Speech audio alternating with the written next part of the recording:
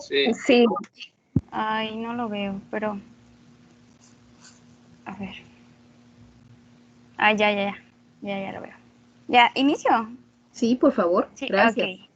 Bueno, yo les voy a hablar acerca de placenta previa.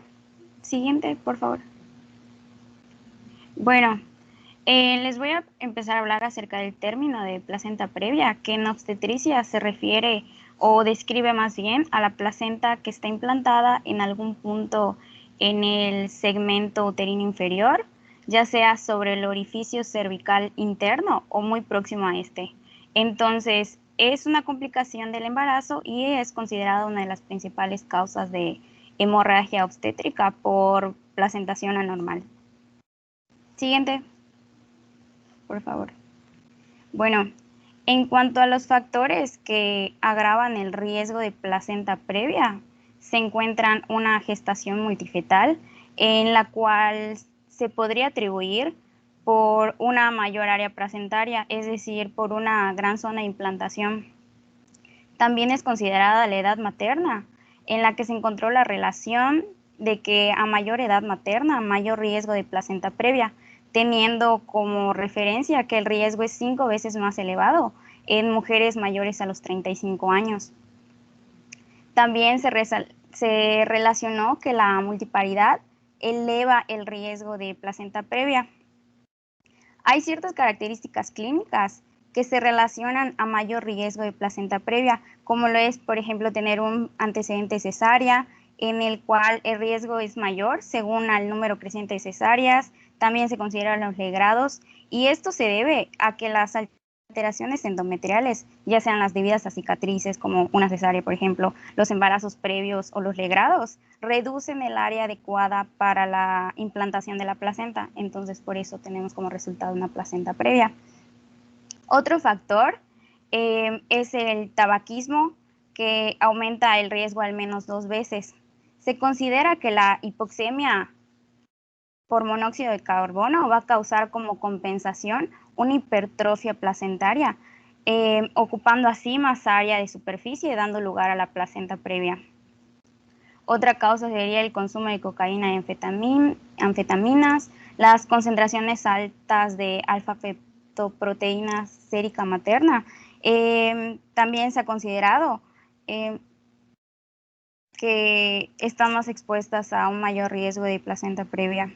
También las técnicas de reproducción asistida para la concepción también elevan los riesgos, porque parte de esta asociación podría atribuirse o derivar de que hay factores superpuestos, como por ejemplo las mujeres de edad mayor son las que mayormente recurren a estos métodos, o una gestación multifetal que es resultado propio de estas tecnologías. Siguiente, por favor. Bueno, en cuanto a la clasificación, se recomienda usar la que divide en placenta previa y placenta de situación baja.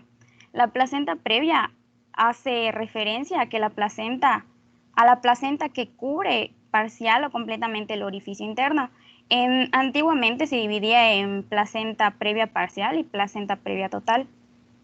La placenta de situación baja indica una placenta implantada en el segmento uterino inferior sin cubrir completamente el orificio interno. Y antes se dividía en placenta de inserción baja y placenta marginal. Sin embargo, la clasificación va a depender de la dilatación del cuello uterino al momento de la valoración. Por ejemplo, en el caso de una placenta previa que en un inicio podría parecer total, puede transformarse en una parcial con la dilatación cervical, porque pues el orificio cervical se va a extender más allá del borde de la placenta. También mencionaba que hay que tener mucho cuidado con la palpación digital al momento de la valoración, o sea, al intentar definir la relación entre el borde placentario y el orificio interno conforme se dilata el cuello, porque pues esto podría provocar una hemorragia muy intensa. Siguiente. Bueno, en cuanto a las manifestaciones clínicas, el fenómeno más característico es una hemorragia que suele ser de inicio súbito, por lo general es indolora y sin contracciones. Rara vez podría ser profusa, por lo general va a cesar espontáneamente y suele ser recurrente. Esta hemorragia va a recibir el nombre de hemorragia centinela.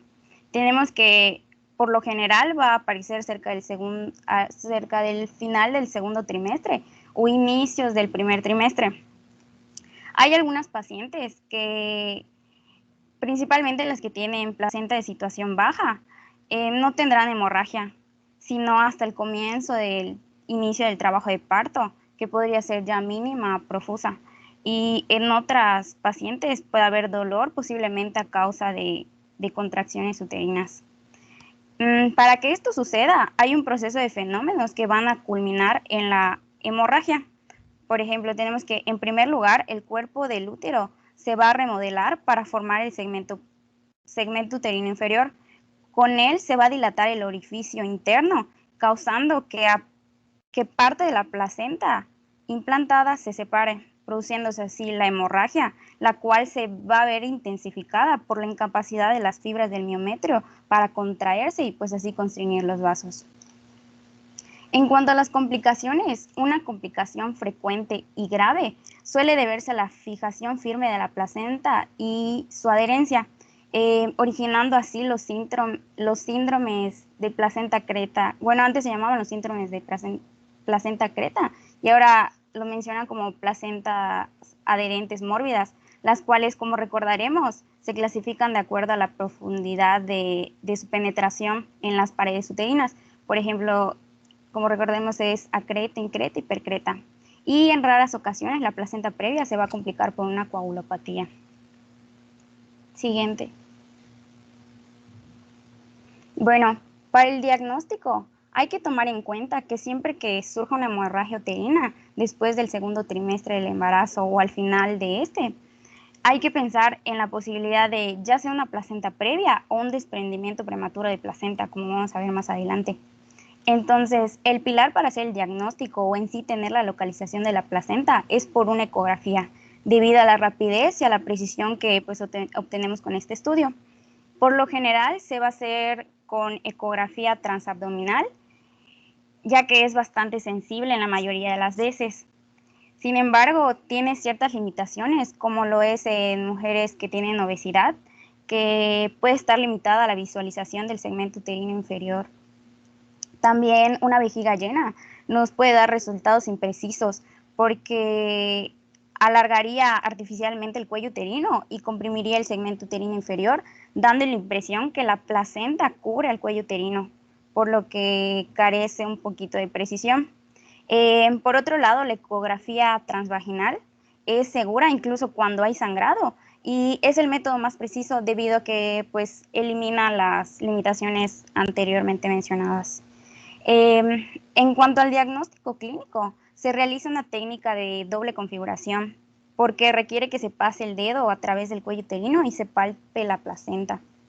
La exploración digital del cuello uterino se debe realizar únicamente con la paciente en quirófano, ya con los preparativos para una cesárea inmediata, porque incluso la valoración más suave podría desencadenar una hemorragia muy, muy abundante.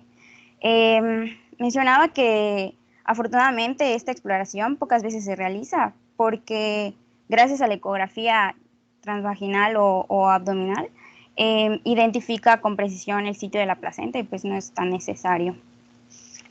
También mencionaban acerca de que ha resultado útil el diagnóstico con resonancia magnética, pero se prefiere, o sea, no va a suplir el hecho de que hay más posibilidad de realizar una ecografía.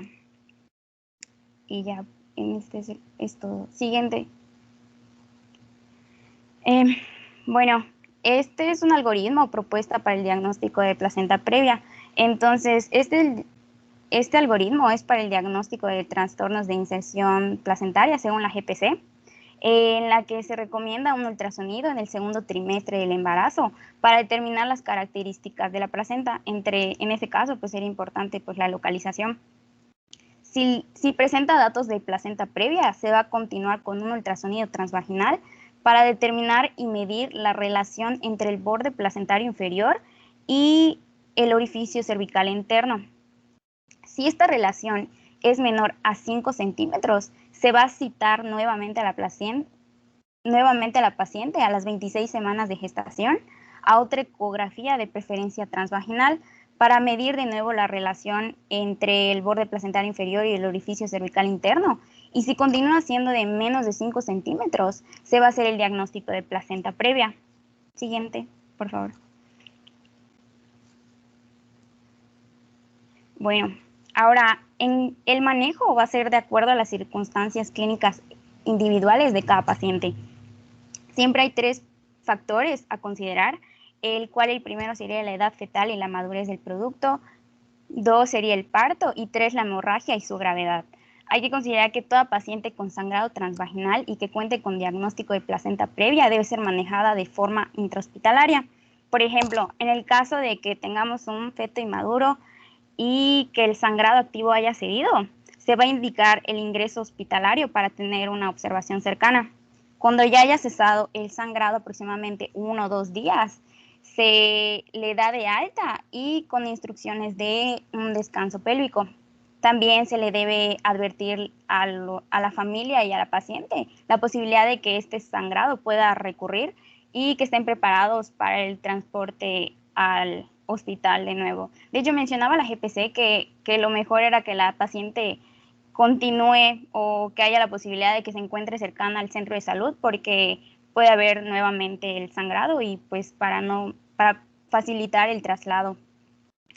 Mientras que otro ejemplo es que en las mujeres ya que tengan el producto ya esté cercano al término y que no presente hemorragia, se va a programar una cesárea, procurando el máximo crecimiento fetal y la mínima posibilidad de hemorragia. Y decía que prácticamente todas las mujeres con placenta previa deben ser sometidas a cesárea. Y de preferencia, la incisión de preferencia era la vertical. También se mencionaba el uso de tocolíticos que podrían ser de utilidad en casos de que tengan actividad uterina. Siguiente. Bueno, ya por último sería este algoritmo que presenta la GPC acerca del manejo. Aquí, como podemos ver a grandes rasgos, en este algoritmo, desde que se obtiene el diagnóstico de placenta previa, hay que considerar la edad gestacional.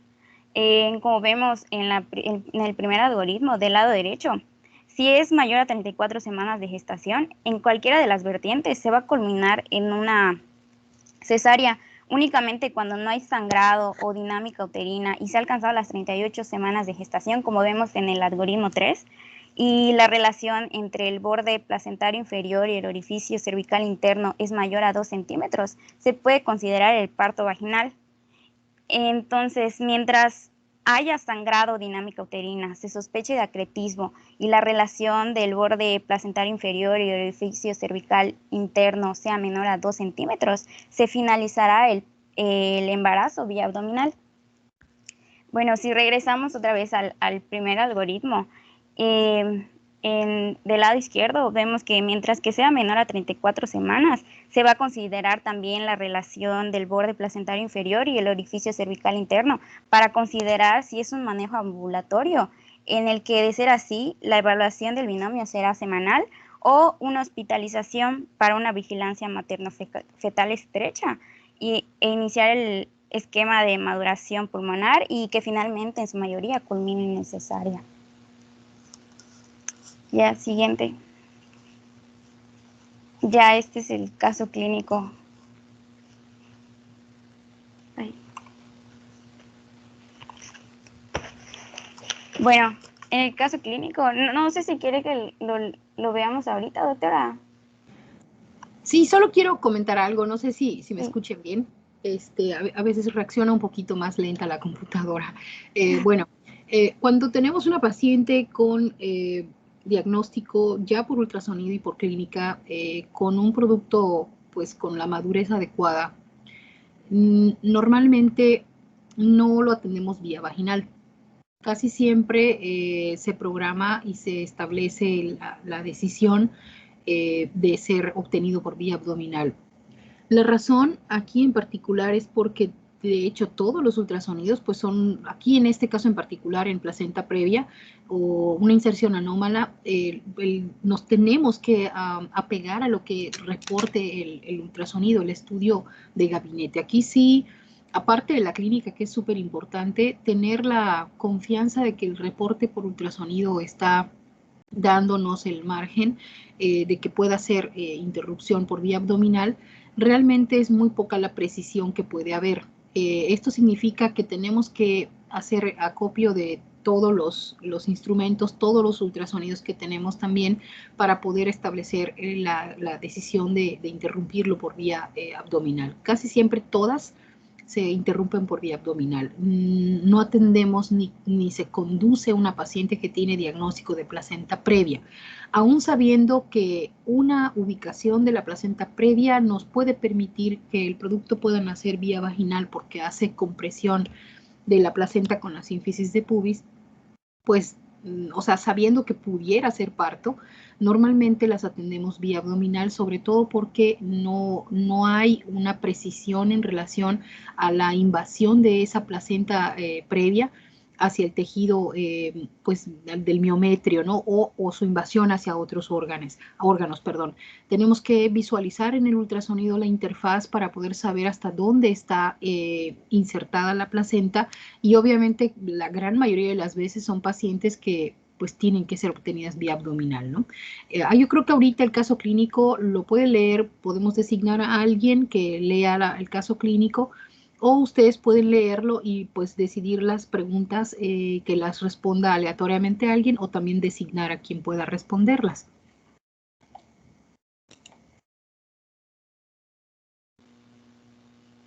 Ok, no sé si alguien quisiera leerlo.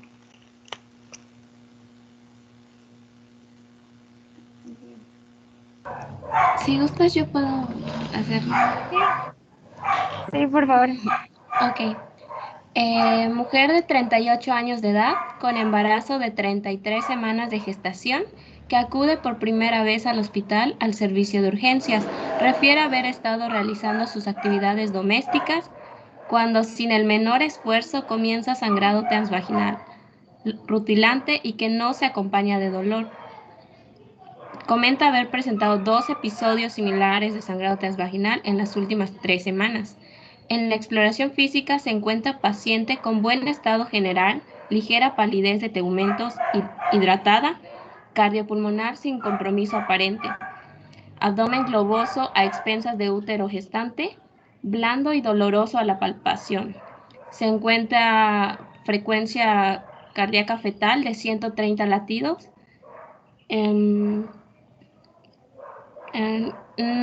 No sé qué es GEU. Se evidencia sangrado escaso. Antecedentes obstétricos, gesta 4, parto 2, cesáreas 2, aborto 0. El último embarazo fue cesárea.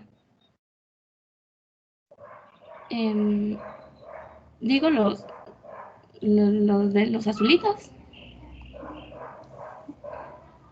Creo que son las preguntas, ¿no? O sea, que hay que establecer cuáles son los factores de riesgo en este caso que pueda presentar pues tanto la paciente como el embarazo en sí. Y creo o quiero pensar que GU quiere decir genitourinario, ¿no? O sea, no sé si así estaba de donde lo tomaron. Sí, Pero, así estaba, doctora. Pero sí es genitourinario. Okay. No, está bien, está bien. O sea, es válido, sin embargo, en un examen, por ejemplo, el examen, el ENARM o el examen de su módulo, de su materia, deberíamos de omitir las abreviaturas. O sea, en teoría no debemos de poner abreviaturas, debe de ser una pregunta o un caso clínico muy claro para que no genere pues confusión a la hora de la selección de las respuestas, ¿no? Pero pues es correcto, lo ideal nada más es que para eso está la presentación del caso, para que vean ustedes que realmente no es tan fácil estructurar uno que te permita a lo mejor evaluar 1, 2, 3, 4 temas o uno solo, ¿no? En este caso en particular estamos hablando de un embarazo pretérmino y estamos hablando de una alteración que forzosamente tendríamos que saber cuáles son esos factores de riesgo porque ya tenemos el diagnóstico, ¿no? ya sea la persona que leyó el caso que pueda aportar, por lo menos de los casos, de los factores de riesgo, mencionar uno o dos. Y si hay otra persona o quiere participar otra persona, igual puede mencionar otros que no se hayan mencionado. Pues de primera instancia, dentro de los factores de riesgo sería la edad, que es mayor de 35 años, la multipariedad que pues, ya posee, el antecedente previo de cesárea, que tiene pues 2 cesáreas, y de hecho la última también fue una por vía abdominal. No sé si alguien más quiere decir otra.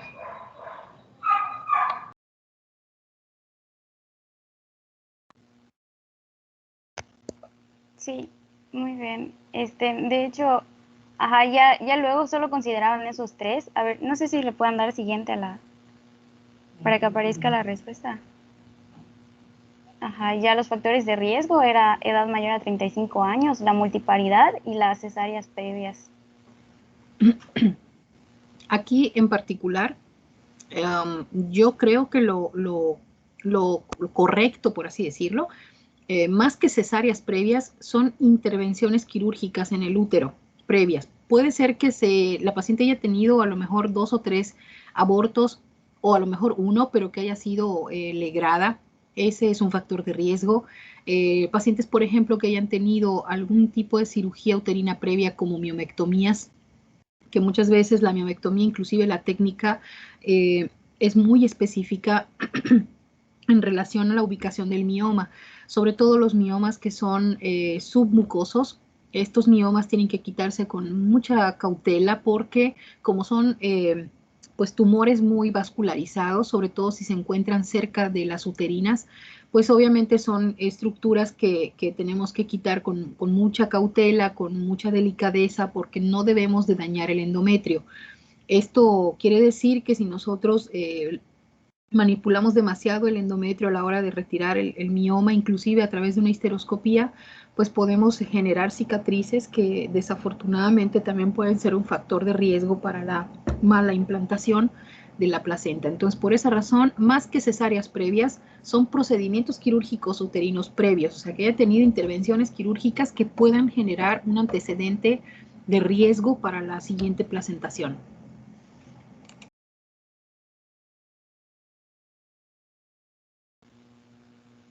Ok, ya no sé si alguien quisiera participar en la última o lo digo, no sé. Como quieras. Sí, Diane.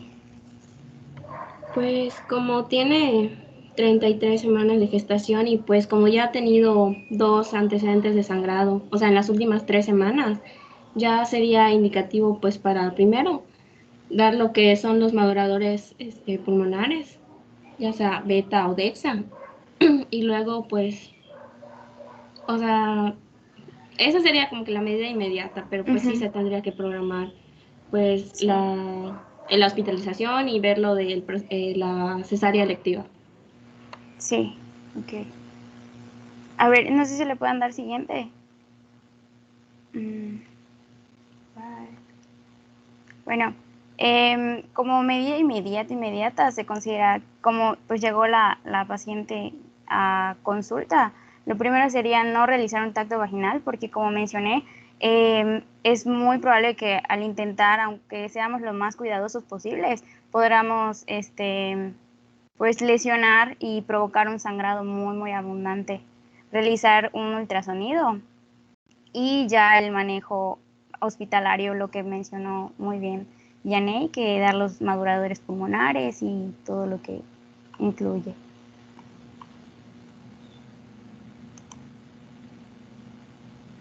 Adelante, levantaron su mano 2 personas, Raiser y Jaime. Sí, doctora. Primero Jaime. Ok. Buenas tardes. Doctora, no me quedó muy claro cómo es que el tacto vaginal es menos riesgoso que el ultrasonido transvaginal. O sea, ¿en qué cambia? Que sí se puede hacer transvaginal. El endovaginal. Transvaginal es otro método de ultrasonido que no necesita un transductor como el endovaginal. El transvaginal puede hacerse con el transductor lineal que se coloca directamente sobre el introito vaginal sin entrar, solamente hace presión, y esto nos sirve únicamente para poder identificar la presentación en relación al plano en el cual se presenta. Casi nadie lo hace, muy pocas personas lo hacen, pero sí existe el transvaginal, solamente que normalmente se hace el endovaginal cuando se tiene el transductor endovaginal. Ahora, el tacto vaginal, yo nunca he estado de acuerdo con esa descripción que dice sutil, porque todos los tactos vaginales deben de ser sutiles. O sea, déjenme decir que realmente como está descrito como que la persona que hace, el explorador, hace la maniobra, pues obviamente no siente la molestia, ¿no? Pero la paciente siente molestia, lo hagas sutil o lo hagas duro, ¿no? O sea, o lo hagas bruscamente. Entonces, todos los tactos deben de ser sutiles. Yo creo que lo que hace alusión es a que el tacto vaginal realmente lo que busca el explorador, uno, es identificar la dilatación. Dos, evaluar si realmente es una placenta previa, porque lo que se palpa muchas veces es la lengüeta de la placenta. Otras puede ser una basa previa, que también es el diagnóstico diferencial. O sea que el tacto vaginal lo podemos, por decirlo así, determinar para 2 o 3 indicaciones, ¿no? O sea, el buscar la dilatación cervical, el ubicar el diagnóstico definitivo, y obviamente no se debe de realizar si no tienes una área hospitalaria. O sea, si estás en un consultorio particular o en un área hospitalaria de primer nivel, lo ideal es no hacer el tacto. En este tipo de casos, ni el tacto, ni tampoco estar haciendo maniobras para poder explorar mediante las maniobras de Leopold si hay o no alguna alteración de este tipo, porque en alguna época se describió en la literatura o en la historia de la medicina que antes consideraban ellos que podían establecer el diagnóstico al explorar el abdomen de las pacientes. Sinceramente no sé quién haya podido hacerlo, yo jamás nunca pude saber dónde está la placenta en una maniobra de Leopold, ¿verdad? Pero obviamente a través del ultrasonido sí, y si tenemos un ultrasonido endovaginal, la ventaja del ultrasonido endovaginal es que no tiene que entrar al canal endocervical. Puede ubicarse en la región posterior o anterior de los fondos de saco vaginales, y así poder identificar el límite, las dimensiones y la ubicación, etcétera, etcétera. O sea, no es que sea mejor hacer un tacto, sino que si hacemos el tacto, lo hacemos antes de la cirugía, sabiendo que está en un área hospitalaria, que tenemos todo a disposición por cualquier situación que se pueda presentar. Gracias. ¿Reiser? Sí, es que me acuerdo que cuando tuvimos clase, creo que en tercero o en cuarto, cuando veíamos que la paciente tenía sangrado y dolor, se podía tomar igual como una amenaza de aborto, ¿no? Y, por ejemplo, bueno, yo recuerdo que igual en clase nos habían dicho que no se debía hacer el tacto porque existía el riesgo de que en una de esas, al hacer el tacto, ¿qué tal si la paciente tenía placenta de implantación baja? Y al momento de hacer el tacto podíamos desgarrar la placenta. Algo así recuerdo que habíamos visto. O sea, para empezar necesito que ustedes tengan bien clara la definición de placenta previa. Y no recuerdo si se mencionó al principio, pero sí se tiene que tomar en consideración la definición. Una cosa es amenaza de aborto y otra placenta previa, ¿eh? Porque si estamos hablando de una ubicación de la placenta antes de las 20 semanas, todavía no podemos decir que sea una placenta previa, y eso es una amenaza de aborto. Pero si estamos hablando de 22 semanas, 23 semanas, en donde ya tenemos la ubicación por imagen de la placenta y confirmamos que es una placenta previa, de entrada no es definición de aborto. Aquí tenemos que tener mucho cuidado, les pido que tengan mucho cuidado con la definición, porque existe una definición de placenta previa considerando la edad gestacional 1 y 2. Se considera entonces hemorragia de la segunda mitad de la gestación.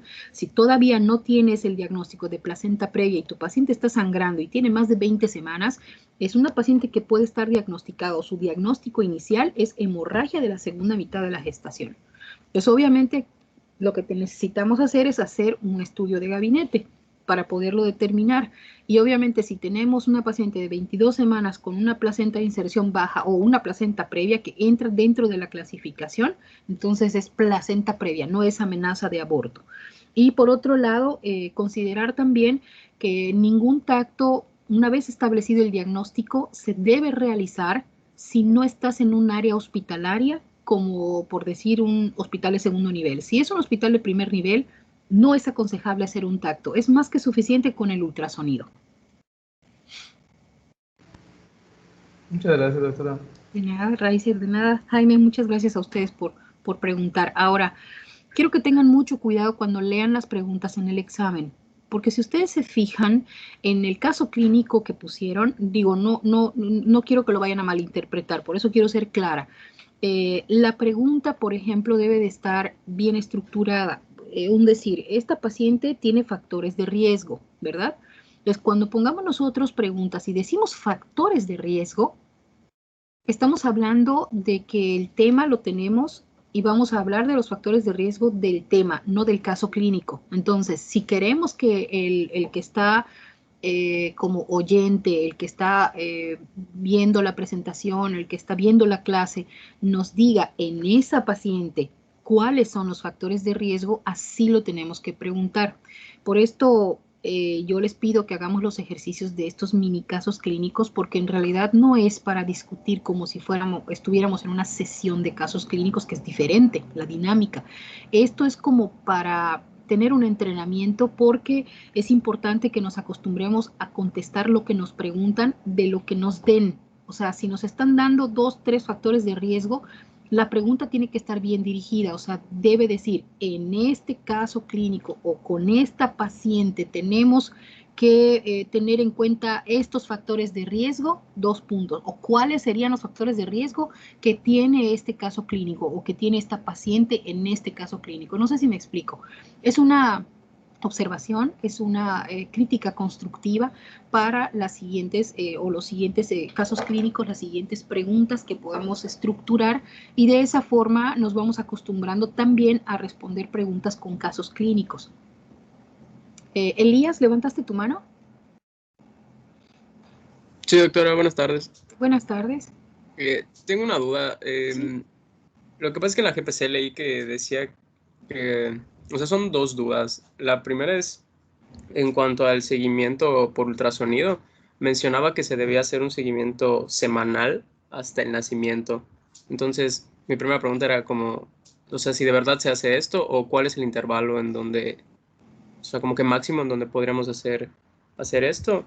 Y la segunda era lo de las condiciones de reposo en cama. O sea, si me llega una paciente con el diagnóstico y me pregunta que qué es lo que puede realizar, o sea, qué actividades puede realizar, va a depender mucho de el tipo de placenta previa que ésta tenga para decirle que, no sé, incluso no puede hacer literal nada, o sea, solo quedarse reposo en cama o si puede hacer, no sé, ir a la tienda a comprar o ese tipo de cosas. Son mis 2 dudas. Ok, la primera pregunta. En realidad, no está contraindicado el ultrasonido bajo ninguna circunstancia, se puede hacer hasta diario. En algunos reportes de algunos estudios que se han hecho, en artículos que se han documentado, se reporta que el hacer ultrasonidos diario no repercute en el desarrollo fetal ni en el embarazo. Sin embargo, sí hubieron estudios en donde encontraron que hacer estudios de este tipo que manejan, pues ustedes saben que el ultrasonido transforma el movimiento del líquido en imágenes, ¿no?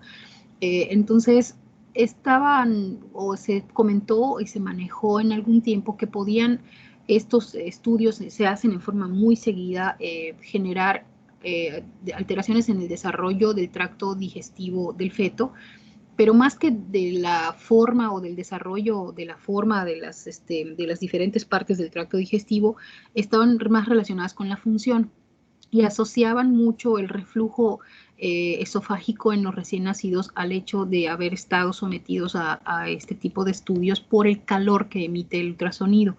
pero no está demostrado realmente con evidencia científica que esto pueda hacer. Por eso es que hasta la fecha no se sabe que haga realmente algún daño al producto si se hiciera un ultrasonido diario. Ahora bien, desde el punto de vista obstétrico, lo ideal sería hacer un seguimiento de cada semana, pero más que nada por el hecho de que normalmente los cambios en la estructura anatómica del útero son los que favorecen los sangrados de la placenta previa.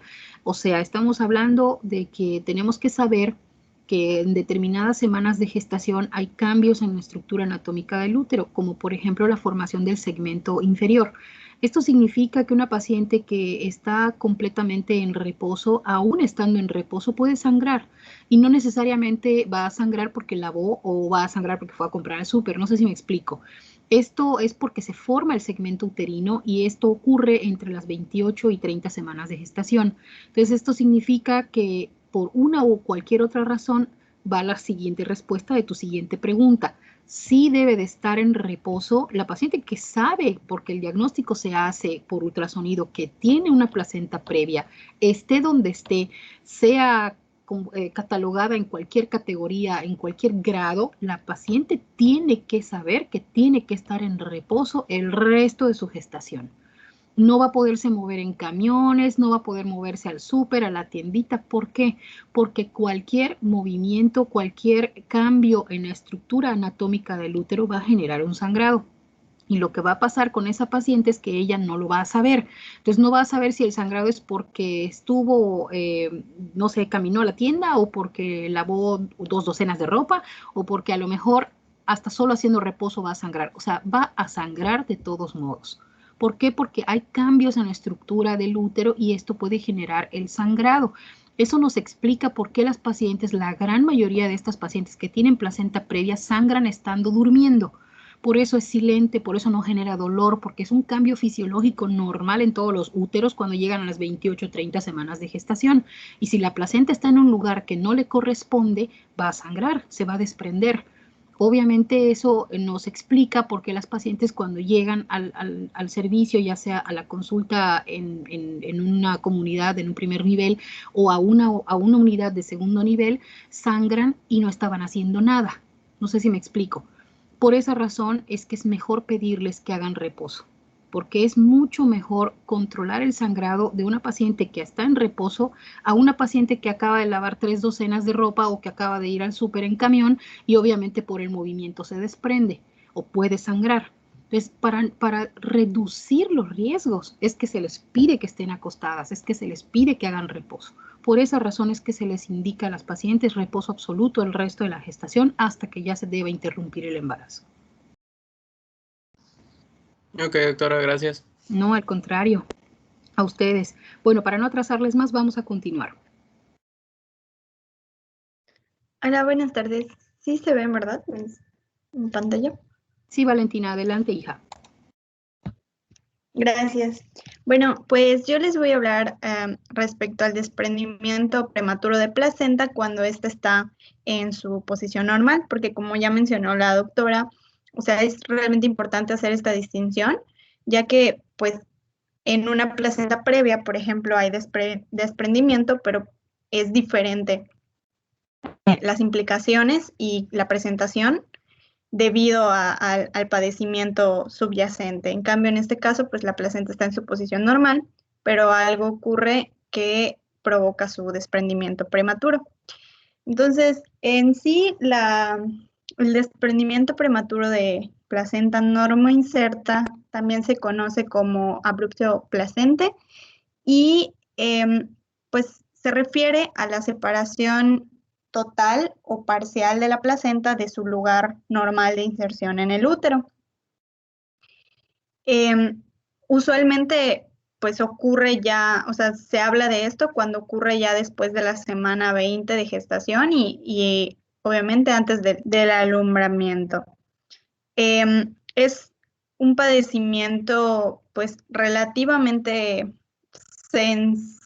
sencillo de entender, sin embargo, pues es importante mencionarlo porque se considera la causa más frecuente de sangrado intraparto y es la segunda causa más frecuente de hemorragias obstétricas en la segunda mitad del embarazo. Afecta entre 0.5 al 1.5% de los embarazos y se considera que causa un incremento de 20 veces el riesgo de muerte neonatal. O sea, cuando mueren los bebés en el periodo perinatal, usualmente lo hacen incluso intraútero pues la falta de oxígeno, de nutrientes al haber el desprendimiento de la placenta. Y cuando lo hacen después, o sea, cuando son ya neonatos, pues también aumenta la probabilidad, o sea, la morbimortalidad, porque lleva a muchos partos prematuros, ya que como vamos a mencionar más al rato, pues usualmente debe de abordarse de forma urgente con una cesárea, ¿no? En cuanto a la etiología y factores de riesgo, pues realmente es algo que es multifactorial y el principal factor de riesgo que se ha encontrado es el antecedente, o sea, que en embarazos previos la mujer haya tenido también desprendimiento prematuro de placenta. Y también incluso familiares, los antecedentes de una hermana o algo que haya tenido desprendimiento prematuro, también se consideraba factor de riesgo. También los trastornos hipertensivos del embarazo, como la preeclampsia, los traumatismos abdominales importantes, mucho de esto relacionado con la forma en la que las embarazadas se ponen el cinturón de seguridad.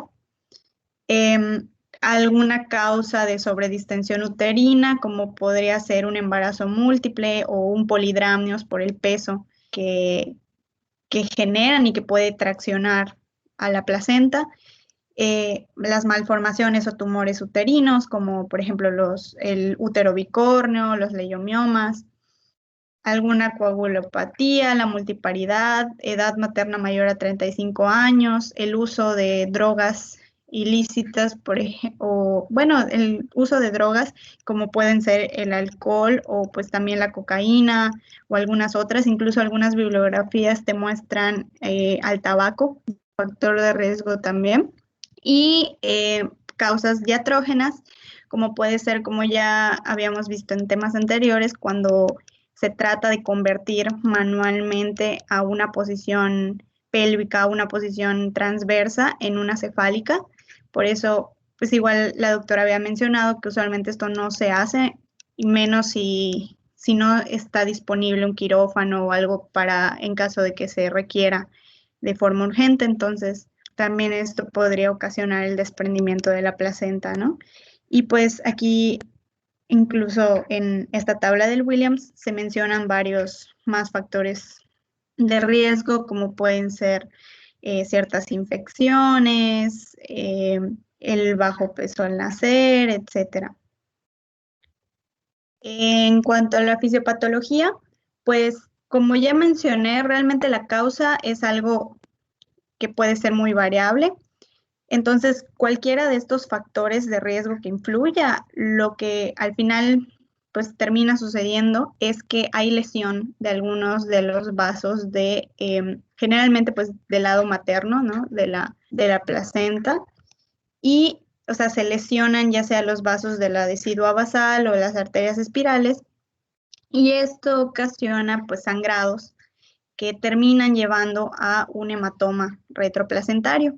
Este hematoma pues es sangre que se va acumulando y que cada vez pues va siendo mayor la cantidad, y por el peso va empujando a la placenta y haciendo que se separe de su inserción en el endometrio.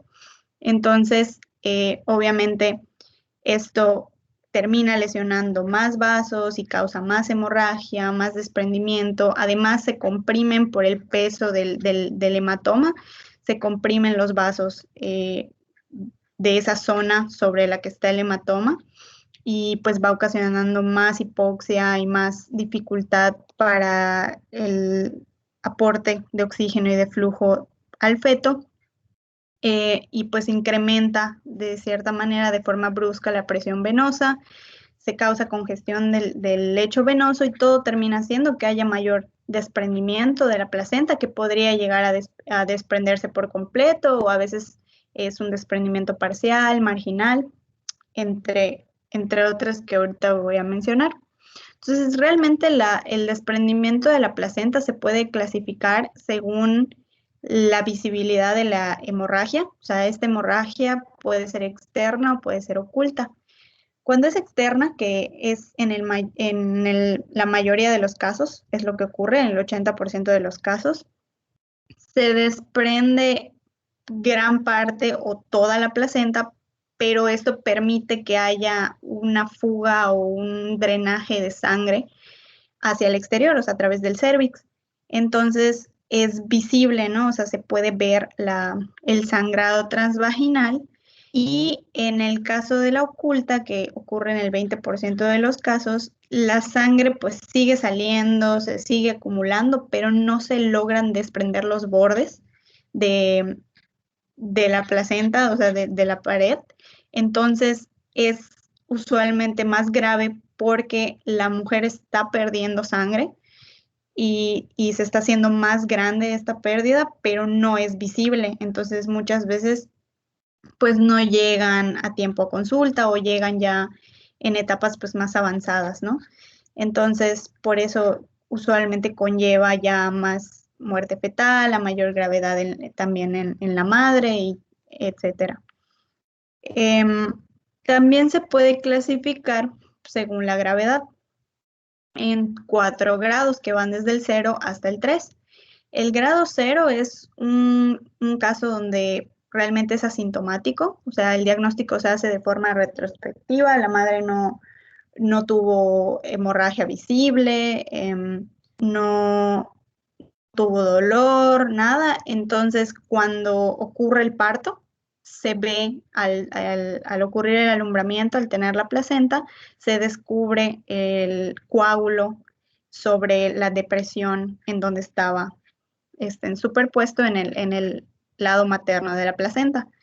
En el grado 1 es un grado leve en donde puede o no haber un sangrado visible, que usualmente es escaso. Puede presentar la madre cierta sensibilidad uterina, pero algo ligero. Y realmente sus signos vitales están normales, el bebé pues está bien, no hay datos de sufrimiento fetal. En el grado 2 o moderado, igual puede no haber visible el sangrado, como ya mencioné, puede estar oculto o puede haber un sangrado, pero en general las pérdidas pues ya son de una cantidad un poco más significativa. Ya hay mayor sensibilidad uterina, pueden haber contracciones y la madre pues puede ya empezar a experimentar alteraciones de sus signos vitales, ¿no? Taquicardia, alguna alteración en la presión arterial. En los laboratorios, ya en las pruebas de función hepática, ya se podría ver disminución del fibrinógeno. Y pues ya pueden haber datos de sufrimiento fetal. En el grado 3, que ya es de mayor gravedad, pues igual puede no haber sangrado visible o un sangrado visible, pero pues ya en cantidades más abundantes. Ya hay datos de hipertonía uterina como respuesta a todo este proceso. La madre ya usualmente tiene datos de choque, ya hay más alteraciones en los laboratorios por consumo de los factores de la coagulación y usualmente en este grado ya grave suele haber ya muerte fetal por la hipoxia significativa. El cuadro clínico, pues como ya les mencioné, depende mucho del grado, ¿no? Entonces es muy variable. Sin embargo, se considera que lo más frecuente cuando se presenta es el dolor abdominal de inicio súbito, que a veces puede ser difuso, irradiado un poco a la espalda, que se decía en la bibliografía que de hecho el dolor abdominal es un poco más predictivo de la gravedad, sin embargo no siempre está presente tampoco. Y el sangrado transvaginal, que ya mencioné, en un 80% de los casos es cuando se presenta de forma externa, pero hay un 20% que puede no haber, que puede estar oculto. Cuando hay este sangrado, suele ser una sangre rojo oscuro, de escasa intensidad, porque pues es un sangrado que, o sea, se va perdiendo de cierta manera poco a poco la sangre, no es tan brusco. Y pues como es una sangre acumulada, va como teniendo estos cambios, ¿no? En el color y en la presentación. Y usualmente hay discordancia entre la cantidad de sangre que realmente se está perdiendo y el estado general de la paciente. O sea, la cantidad visible a veces puede parecer escasa, pero pues es más sangre la que está acumulada, entonces la madre puede estar en un peor estado general, ¿no? Y la hipertonía uterina. También podría, cuando ya son casos graves, presentarse sufrimiento fetal, datos de choque o de coagulopatías por consumo, y el útero de Cavalier, que se refiere a cuando ya hay como infiltración de toda esta sangre en el miometrio y el útero se ve así como si estuviera todo coagulado. El diagnóstico esencialmente es clínico. Realmente se hace con la presentación que ya se mencionó o en retrospectiva cuando ya ocurrió el alumbramiento. Sin embargo, pues, por ejemplo, si son casos más graves, pueden verse alteraciones cardiotocográficas cuando ya hay sufrimiento fetal. Podría llegar a verse datos en el ultrasonido y en pues datos anatomopatológicos, pero ahorita les voy a mencionar un poco al respecto. En el caso de la ecografía, pues realmente te menciona que la utilidad del ultrasonido es limitada porque solamente se logran detectar en sí 2% de los casos. O sea, el ultrasonido más que nada podría servir para diferenciar el hecho de que pudiera ser un desprendimiento por placenta previa o que esté normoinserta, pero solo para diagnóstico la utilidad es muy limitada. Y en cuanto a la anatomopatología, pues usualmente se ve, pues puede verse el coágulo macroscópicamente, ¿no? La sangre acumulada y la depresión del lado materno que ya había mencionado, y microscópicamente podrían encontrarse datos como edema, la lesión de los vasos, áreas necróticas de la decidua, o pues ya cuando hay en casos graves la infiltración del miometrio que les mencioné, el útero de Cavalier. El diferencial esencialmente es pues con otras causas de hemorragia obstétrica, pero como que la principal entidad con la que se diferencia es con la placenta previa. O sea, ya les había mencionado que esté una mala implantación de la placenta o que esté normoinserta. Entonces, usualmente los síntomas, por ejemplo, cuando está normoinserta, suelen ser más de inicio repentino, o sea, cuando aparecen es de forma repentina. La hemorragia suele ser un color más oscuro, mientras en la placenta previa es un rojo brillante. Ya había mencionado que hay discordancia entre la sangre que se ve saliendo y la clínica de la paciente, que puede incluso ya tener datos de choque o algo más grave. Y las pérdidas continúan incluso después de la ruptura prematura de membranas, mientras que en la placenta previa suele concordar la clínica con la cantidad de sangre que se ve salir y las pérdidas cesan después de la ruptura prematura de membranas. El dolor, pues ya había mencionado la doctora, en la placenta previa usualmente pues no hay dolor, mientras que en el desprendimiento prematuro de la placenta normoinserta sí aparece muchas veces el dolor abdominal difuso o podría llegar a ser específico en las zonas de desprendimiento. El útero suele presentar hipertonía, la hipersensibilidad va incrementando de tamaño, sobre todo mientras más se va diseminando la sangre del hematoma. Las partes fetales son difíciles de identificar al explorar. obviamente, como la placenta está en su lugar correcto, pues no se va a identificar la placenta en la entrada, en la vagina. Habitualmente se llegan a sufrimiento fetal agudo, la madre pues se ve con compromiso clínico frecuente, ¿no? Y las complicaciones, la más frecuente o digamos la principal que hay que tomar en cuenta es la coagulación intravascular diseminada, porque al haber una pérdida prolongada de sangre, pues y constante de sangre, pues se van consumiendo todos los factores de la coagulación, o sea, hay lesión del endotelio, así que se activa la cascada de la coagulación y luego todo este proceso pues va consumiéndose los factores y aparece la coagulación intravascular diseminada. También podría llegarse al choque hipovolémico, la mayor morbimortalidad fetomaterna, ya les había mencionado, pues causa muchos partos, nacimientos prematuros que obviamente condicionan a mayor morbimortalidad igual de los bebés. Lesiones a órgano terminal por la hipovolemia también, ¿no? Le puede haber lesión renal aguda o el síndrome de Sheehan que recordemos que es cuando hay como infarto en la hipófisis por la falta de aporte sanguíneo.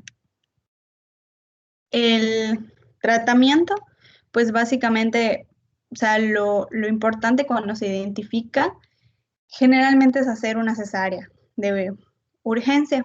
Sin embargo, pues también se mencionan medidas de control general que hay que tener con las pacientes, que pues es monitorizarle frecuentemente sus signos vitales,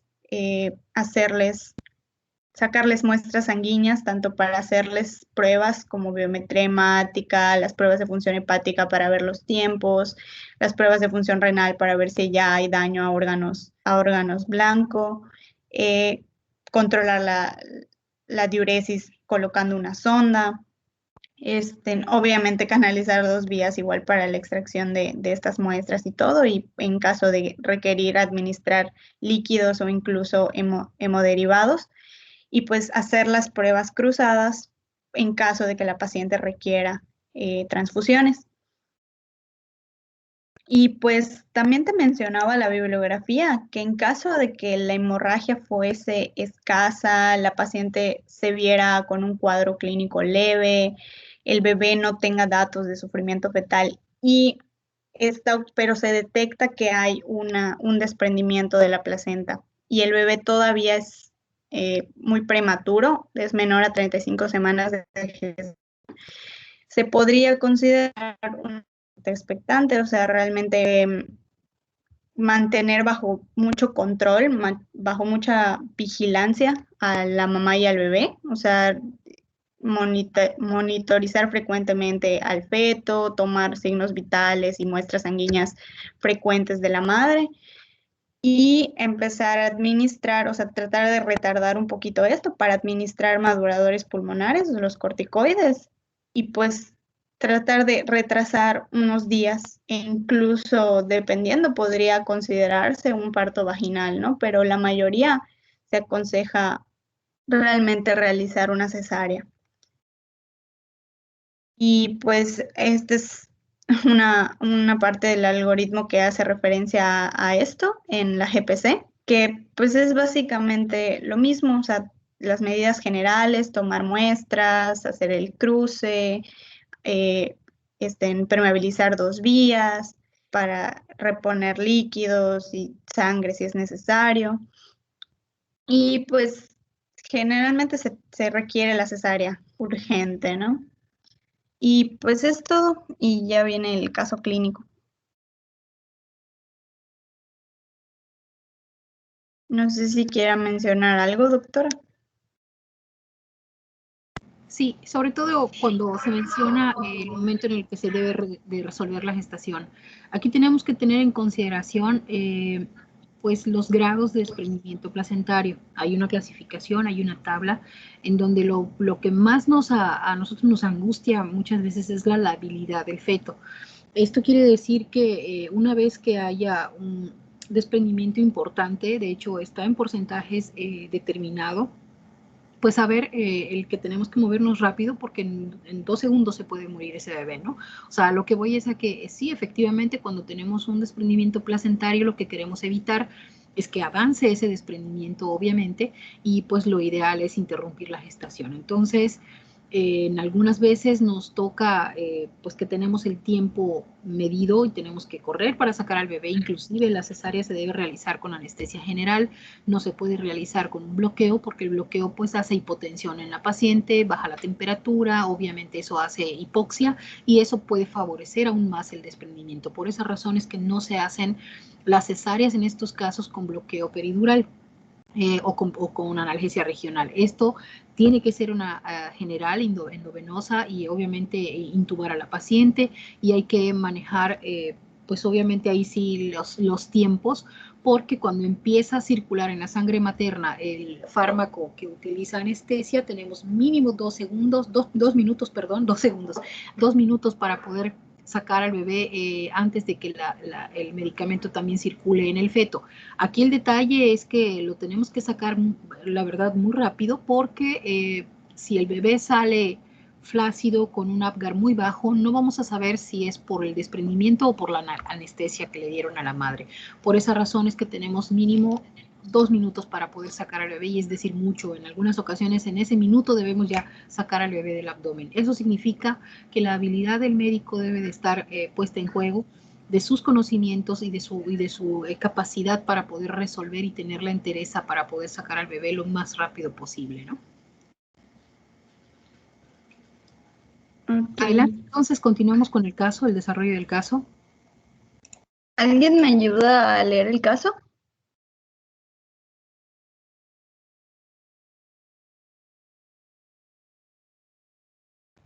Si quieres te lo leo, Val.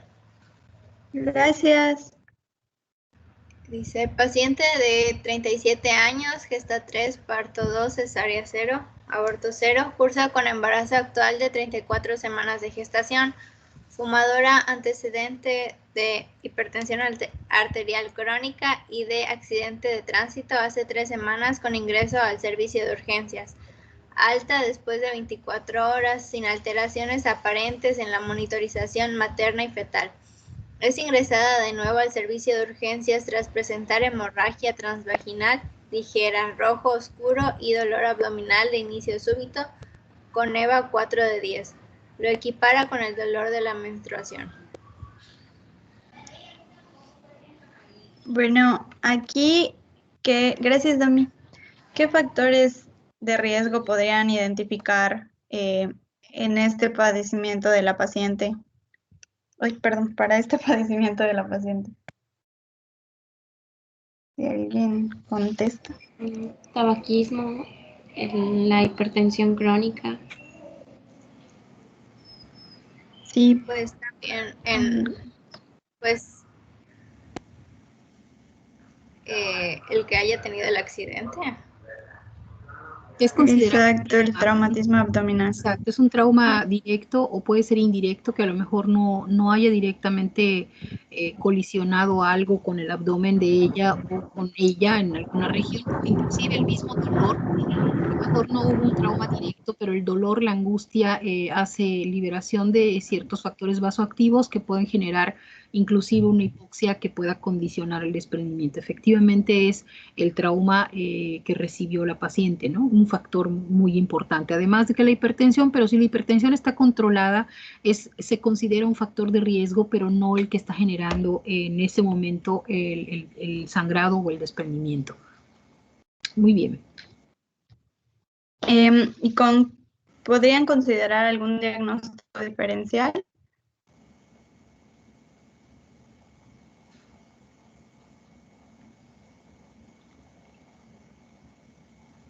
O sea, realmente, como ya les había mencionado, pues los otros diagnósticos diferenciales serían con otras causas de hemorragia, ¿no?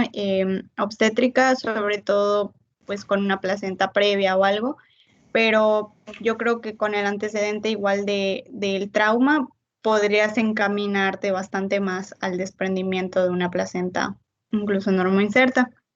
Y pues la mejor conducta a seguir pues sería en este caso ya identificada el desprendimiento, como mencionó la doctora, pues la interrupción del embarazo y realizar una cesárea de urgencia para evitar el sufrimiento del bebé y más gravedad en la madre. Y pues ya sería todo. Yo creo que está muy correcto el hecho de hacer este tipo de casos clínicos con estas preguntas dirigidas. Solo les pido nada más que revisen por favor los grados de desprendimiento y su afectación, porque ustedes pueden inclusive darse cuenta de que cuando les toque rotar, a lo mejor ya sea en su pasantía o a lo mejor hacer la residencia de gineco o igual estar trabajando en un área hospitalaria en donde se manejen este tipo de casos, les va a permitir a ustedes darse cuenta de que la literatura pues sí, realmente es como se describe, pero también pueden haber situaciones en las que pueda manifestarse de diferente forma, ¿no? O sea, tener nosotros un desprendimiento en el cual puede ser que podamos observar el sangrado activo transvaginal, pero también puede pasar que no lo observemos, o sea, que se trate de una hemorragia oculta que también está descrita. Obviamente tenemos que corroborar la vitalidad del feto, tenemos que corroborar que el producto esté lo mejor posible para poderlo sacar y que no esté en riesgo de pérdida de bienestar fetal, que lo está cuando empieza a desprenderse la placenta aproximadamente después del 30%. Esto significa que aunque esté descrito que con un 30% de desprendimiento ya puede haber repercusión en la frecuencia cardíaca fetal, no significa que si se desprenda un 25 no pueda estar en riesgo. No sé si me explico. En teoría, de acuerdo a los grados de desprendimiento placentario, existe que el producto, o sea, está descrito que el producto va a tener manifestaciones, por decir una bradicardia fetal, se puede encontrar cuando ya hay un desprendimiento considerable de la placenta. Esto quiere decir que si la placenta se desprende y está sangrando y podemos darnos cuenta del diagnóstico, no necesariamente vamos a tener una repercusión en el feto, pero eso no significa que no debamos apurarnos para sacarlo por una cesárea. O sea, al contrario, hay que apurarnos porque nos está manejando ahí un margen de tiempo en el cual, por decir, está bien, ¿no? Está en buenas condiciones. Quiere decir que si nos apuramos y sacamos al bebé rápido, lo vamos a sacar en buenas condiciones. Pero si ya hay una repercusión, estamos hablando de que si encontramos, además del sangrado, si ya tenemos el diagnóstico de un desprendimiento, además encontramos bradicardia fetal, eso quiere decir que la placenta ya se desprendió más de un 30%, o sea, más de un 20%, por así decirlo. Ya hay una afectación en el feto y las condiciones en las que vamos a sacar ese bebé realmente se reducen muchísimo. Por eso es importante tener en cuenta los factores, tener en cuenta el caso en sí, el momento en el que estamos detectando el desprendimiento y actuar rápidamente, ¿no? Bueno, les agradezco mucho. No sé si alguien quiere hacer algún comentario, si quieren opinar acerca del caso clínico o inclusive si tienen algo que comentar sobre el tema.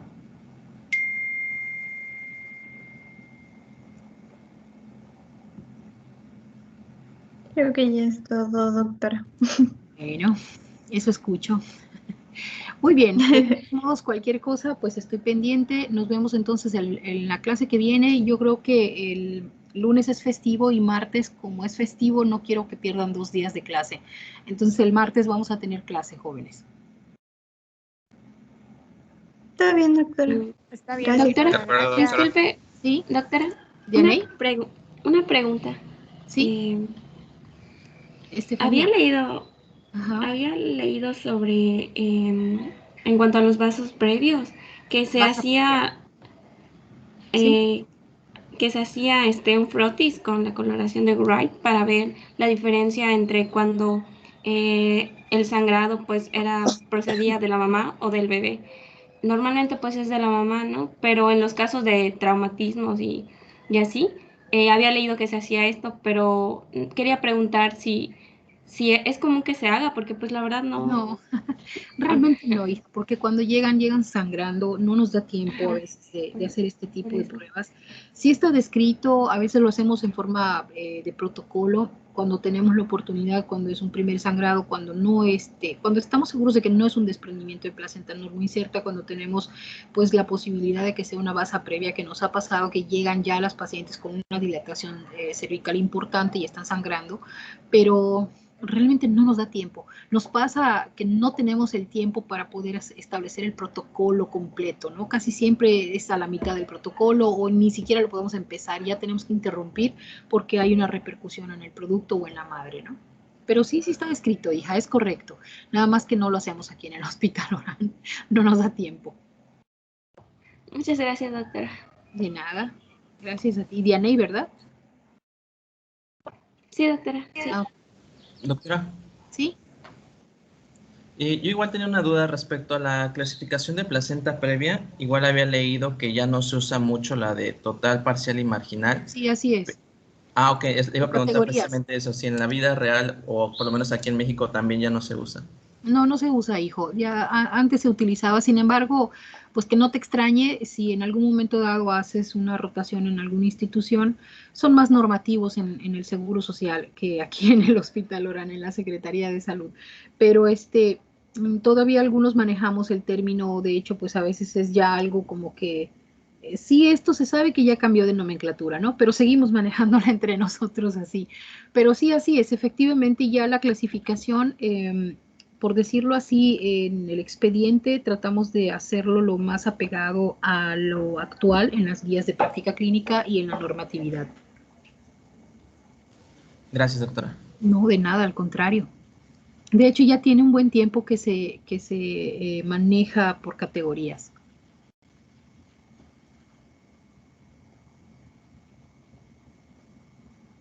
Muy bien, pues muchas gracias a todos por su participación. La presentación, la verdad, estuvo muy bien organizada. He visto que sus presentaciones tienen, además, muy bonita presentación. Me da mucho gusto. Me simpatizan mucho las imágenes que ponen del útero molesto, feliz, pateando. O sea, la verdad, están muy simpáticas. En la presentación anterior de la clase de ayer la vi y obviamente me parece que sus presentaciones han sido muy pulcras. Les agradezco mucho. Les recuerdo nada más que les pido que pongan siempre la referencia bibliográfica para que puedan tener valor a la hora de la revisión, que desgraciadamente por este medio es un poco difícil que puedan tener retroalimentación. Han habido ciertas circunstancias que de hecho pues tal vez por la forma en la que nosotros alimentamos el banco, no tenemos realmente nosotros injerencia en el examen. Nosotros alimentamos un banco, el doctor Pablo se encarga de extractar las preguntas, que sí las hacemos nosotras, pero pues a veces el orden no es el que nosotras ponemos o no es el que nosotras metemos. Entonces, es difícil saber qué preguntas vienen en el examen que les ponen y obviamente como son aleatorias, pues es un poco difícil que ustedes se acuerden de todas o que nos digan qué preguntas. Por esas razones que el doctor no nos permite dar la retroalimentación. Sin embargo, pues sí les pido que traten de hacer los ejercicios, de hacer casos clínicos, de hacer preguntas para que se acostumbren a manejar las preguntas tanto en el ámbito de sus módulos como para el examen del ENARM, que casi siempre se piden o se hacen preguntas en base a casos clínicos. Muy bien, pues muchas gracias. Nos vemos el martes entonces en la siguiente clase. Cuídense mucho, que tengan un bonito fin de semana, estudien y nos vemos entonces en la clase del martes. Adiós, jóvenes. Muchas gracias, doctora. Hasta luego, doctora. Gracias. Nos vemos, Jaime, Rodrigo, Dami, Andrés, Gracias, doctora. muchas gracias, Gracias, Diana, doctora. Estefanía, gracias, Raiser.